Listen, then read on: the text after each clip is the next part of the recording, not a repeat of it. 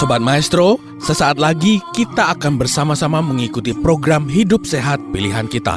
Selamat mendengarkan.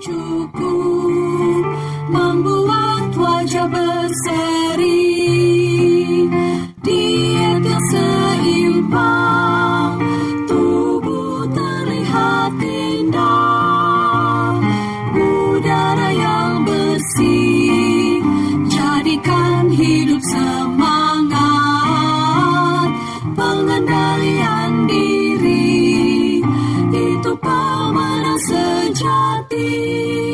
Hidup sehat, anugerah Tuhan. Hidup sehat, sangat berharga. 10 hukum kesehatan. Hidup sehat. Bagaimana mekanisme makan terlalu banyak dengan terjadinya penyakit? Terlalu banyak makan akan menyebabkan penimbunan jaringan lemak di dalam tubuh dengan segala konsekuensinya. Tetapi makan terlalu banyak juga bisa langsung menyebabkan gangguan pada pengaturan keseimbangan berbagai mekanisme di dalam tubuh. Bowden dan kawan-kawan dalam penelitian mereka menyimpulkan bahwa terlalu banyak makan, bahkan kelebihan kalori dalam 1 atau 2 hari saja akan menyebabkan terjadinya stres oksidatif dan resistensi insulin pada laki-laki dewasa yang sehat. Dan kedua masalah ini selanjutnya akan menyebabkan masalah apa saja di dalam tubuh, bahkan sampai terjadinya kanker. Bapak dan Ibu, penting sekali untuk belajar mengendalikan selera dalam hal jumlah makanan, lebih tepatnya jumlah kalori di dalam makanan kita. Bila kita tidak berusaha untuk mengontrol atau menahan diri dalam soal pengendalian jumlah makan ini, maka semakin lama kemampuan kita untuk menahan diri akan semakin berkurang, dan semakin sulit kita untuk mengendalikan diri soal jumlah makanan. Penelitian Moore dan kawan-kawan menggambarkan suatu siklus lingkaran setan, di mana hal satu akan memperberat hal yang lain dan semakin memperberat hal yang awal, sehingga akhirnya keadaan seseorang semakin buruk. Ada 3 bagian otak yang dilibatkan dalam masalah ini, yang bisa Bapak dan Ibu lihat di slide ini. Makan berlebihan yang tidak dikontrol akan menyebabkan terjadinya ketidakmampuan tubuh untuk beradaptasi, dan hasil akhirnya adalah kegagalan kontrol tubuh, sehingga tidak heran ada orang yang sangat berat dewasa ini, yang mungkin Bapak dan Ibu pernah lihat di video-video atau di media sosial. Karena mereka tidak bisa menahan lagi nafsu makan mereka. Makan terus, dan makan terus. Mari kita kontrol selera makan kita. Makan secukupnya demi kesehatan kita. Yang terakhir, bagaimana cara kita mengatur kecukupan makan kita? Gunakan tips sederhana yang saya akan bagikan saat ini. Ini adalah tips sederhana untuk menentukan kebutuhan jumlah makan berdasarkan kondisi, ya, karena kita sudah belajar yang pertama adalah tentang kondisi, maka ini berdasarkan kondisi untuk menurunkan berat badan.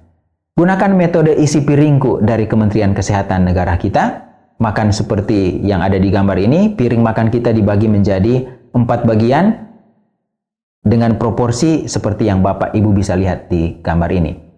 Sepertiga yang pertama isi dengan makanan pokok, yang kedua isi dengan sayuran, sepertiga sisanya bagi 2. Setengah untuk buah-buahan dan setengahnya untuk sumber protein. Makan 3 kali sehari tanpa makan di antara jam makan. Ya. Kemudian lakukan pantau berat badan berkala. 1 minggu 1 kali timbang berat badan, jangan setiap hari. Tentukan hari apa, misalnya setiap hari Minggu pagi. Di saat bangun pagi, buang air kecil, timbang berat badan, catat atau hafal nilainya. Ya, inilah cara memantau berat badan berkala. Bila berat badan masih bertambah, apa yang harus saya lakukan? Dari makan 3 kali berdasarkan isi piringku, lakukan pengurangan kalori dengan melakukan reduksi piring makan kita. Ya, ini istilah saja sebenarnya yang saya gunakan. Kita bisa tetap makan di piring yang sama dengan mengurangi jumlah secara keseluruhan, tetapi proporsinya tidak boleh diubah. Kita lihat gambar ini. Kemudian setelah itu, pantau lagi berat badan berkala sampai Bapak dan Ibu menemukan ukuran piring yang sesuai secara individual, tidak meningkatkan atau menurunkan berat badan lagi. Itu berarti inilah porsi makan saya. Apa sebenarnya penyebab utama terjadinya penyakit dewasa ini? Langes dalam publikasi ilmiahnya menyebutkan bahwa penyakit-penyakit dewasa ini bukan karena defisiensi atau kekurangan nutrien tertentu, tetapi karena overconsumption, overeating, terlalu banyak makan, atau terlalu banyak kalori. Ini dipublikasi tahun 2019 yang lalu.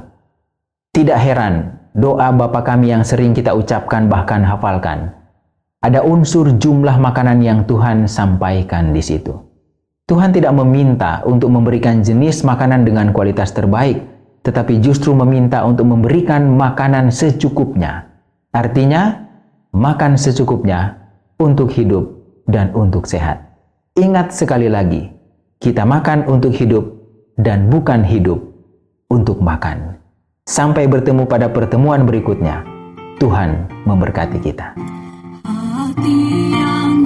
Sobat Maestro, Anda baru saja mendengarkan program Hidup Sehat Pilihan Kita. Terima kasih atas kebersamaan Anda. Istirahat yang cukup membuat wajah berseri. Diet yang seimbang, tubuh terlihat indah. Udara yang bersih, jadikan hidup semangat. Pengendalian diri, itu pemenang sejati. Hidup sehat, anugerah Tuhan. Hidup sehat, sangat berharga. 10 hukum kesehatan. Hidup sehat.